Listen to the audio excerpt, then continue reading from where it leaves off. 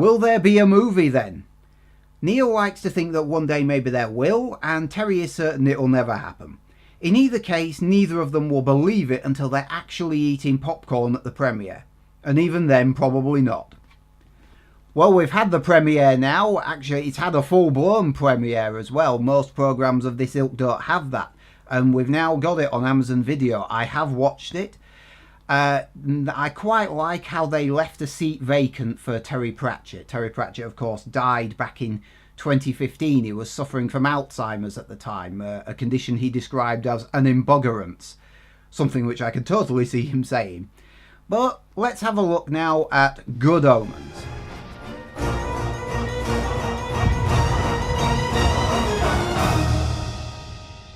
It's always cool seeing a book you like made into something you can watch. Film, TV, animation, even if it doesn't translate well.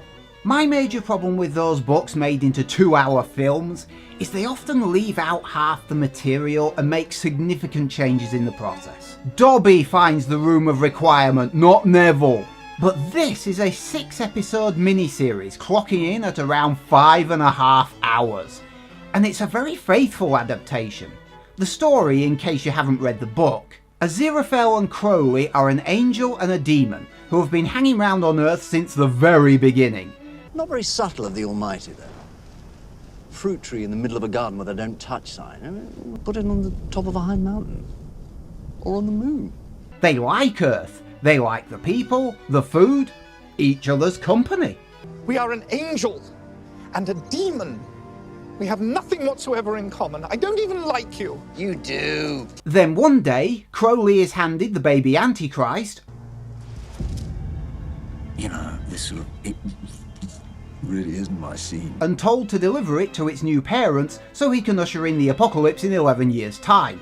The moment we've been working for all these centuries is at hand. Centuries. Triumph awaits. Triumph. And you will be a tool of that glorious destiny. Glorious tool, yeah. And because it's a Terry Pratchett and Neil Gaiman story...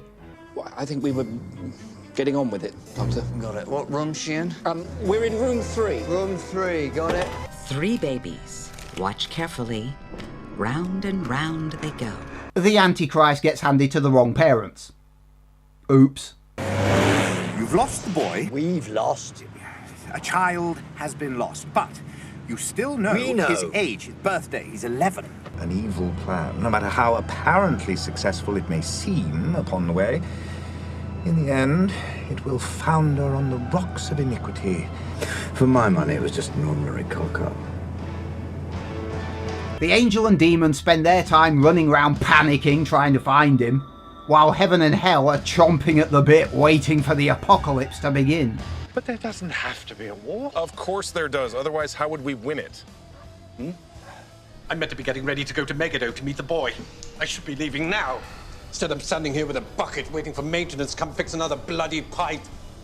Michael Sheen and David Tennant do a superb job of bringing Aziraphale and Crowley to life, doing their righteous and damnedest to preserve their unruffled lives on Earth.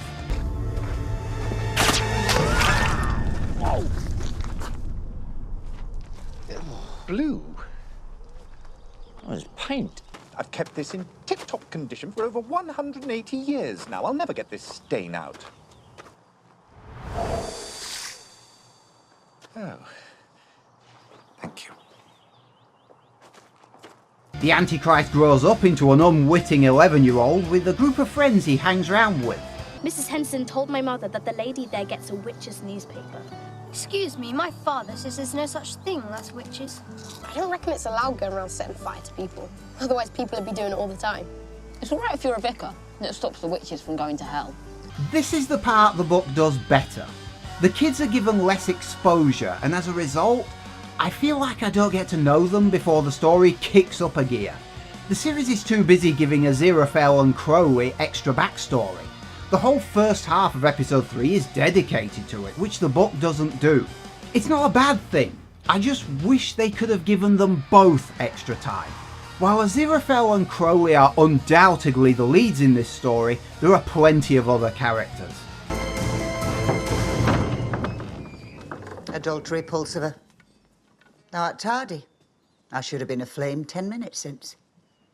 Is that him? Yep. And you had expected funny eyes or teensy-weensy little hobbykins. It's definitely him. Fancy me holding the Antichrist, counting his little dozy roses. They are hidden in our midst. I'm the thin red line that stands between humanity and the darkness. Nay, I'm talking about witches. Aye. I'm not actually a real witch finder. There aren't really any witches.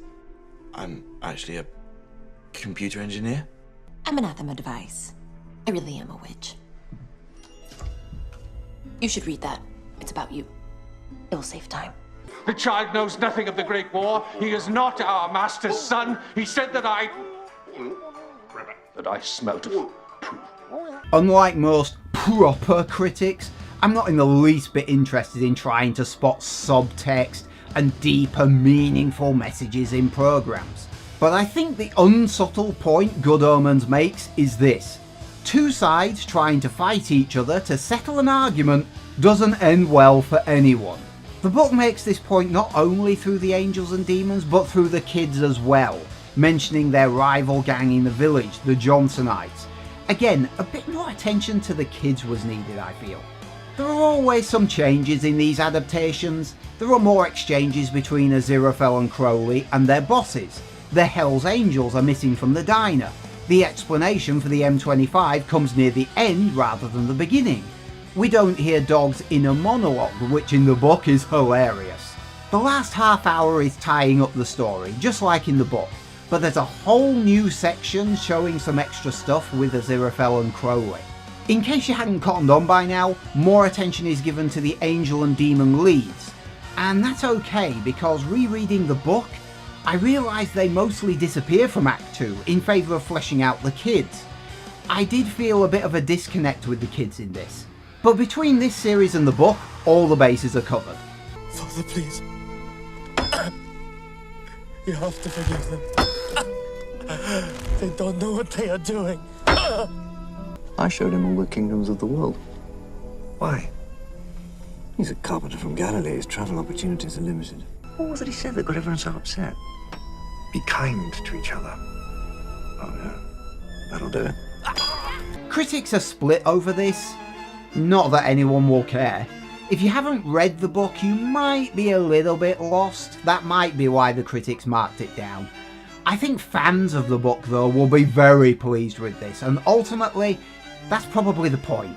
5.5 hours, there's barely anything missing, well, anything of much consequence, and the extra stuff is fun. Yes, the narration is a tad excessive in episode 1, but you can't deny what you're getting is the genuine article, faithful to the book, and has one of its two writers behind the whole thing. If you're a fan of either of these guys, definitely check this one out. To the world. To the world.